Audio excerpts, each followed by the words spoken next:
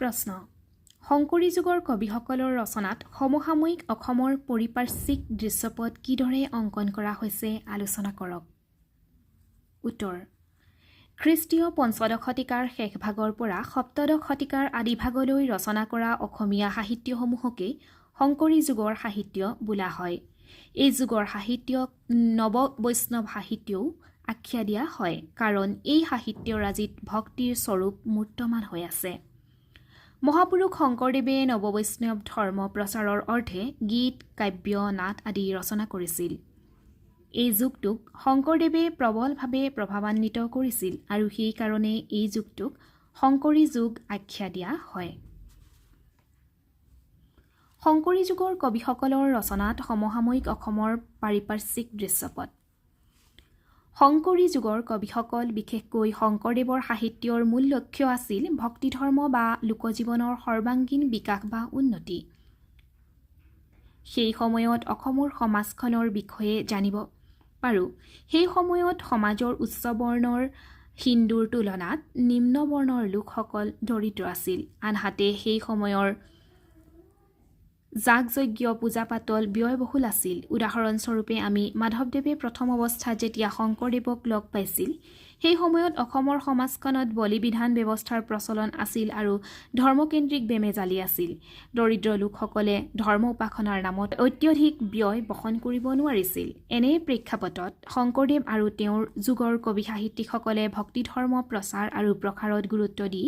সেই বিষয়ে সাহিত্য ৰচনা কৰি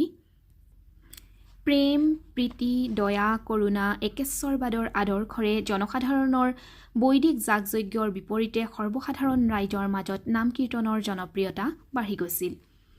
শংকৰী যুগৰ কবিসকলৰ ৰচনাত এই কথা দেখা যায় যে সেই সময়ৰ অসমৰ ৰাজনৈতিক পৰিস্থিতি প্ৰজাহিতকৰ নাছিল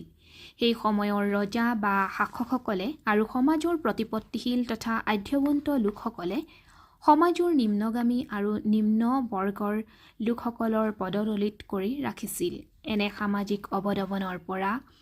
তেওঁলোকে মুক্তিৰ সন্ধান কৰিছিল এনে প্ৰেক্ষাপটত সেই সময়ৰ অসমৰ জনসাধাৰণৰ তথা সমাজত প্ৰচলিত এনেধৰণৰ নিম্ন খাপৰ চিন্তাধাৰা আঁতৰ কৰিবলৈ শংকৰী যুগৰ কবিসকলে ভক্তি মাৰ্গৰ প্ৰচাৰৰ মাধ্যমেৰে তথা তেওঁলোকৰ ৰচনাৰাজিৰ মাজেৰে চেষ্টা চলাইছিল শংকৰী যুগৰ কবিসকলৰ ৰচনাত এই কথা পৰিস্ফুট হয় যে সেই সময়ত অসমীয়া সমাজখন একতাৰ বান্ধোনেৰে বান্ধ খাই থকা নাছিল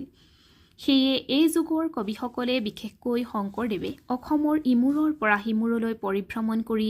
জাতি উপজাতি বিভিন্ন ধৰ্মৰ মাজত একতাৰ দোলেৰে বান্ধিবলৈ চেষ্টা কৰিছিল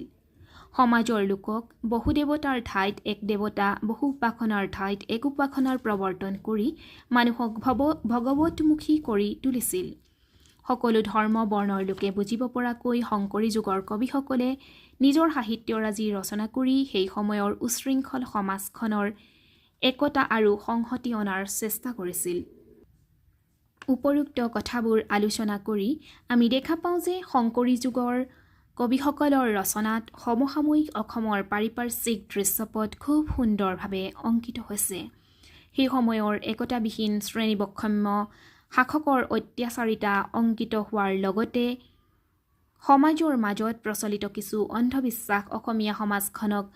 থানবান কৰি পেলোৱাৰ উপক্ৰম হৈছিল সেয়ে শংকৰদেৱকে ধৰি তেওঁৰ যুগৰ কবিসকলে তেওঁলোকৰ ৰচনাৰাজিৰ লগতে হাতে কামে লাগি অসমখনক একতাৰ বান্ধোনেৰে বান্ধিবলৈ যত্ন কৰি সফল হৈছিল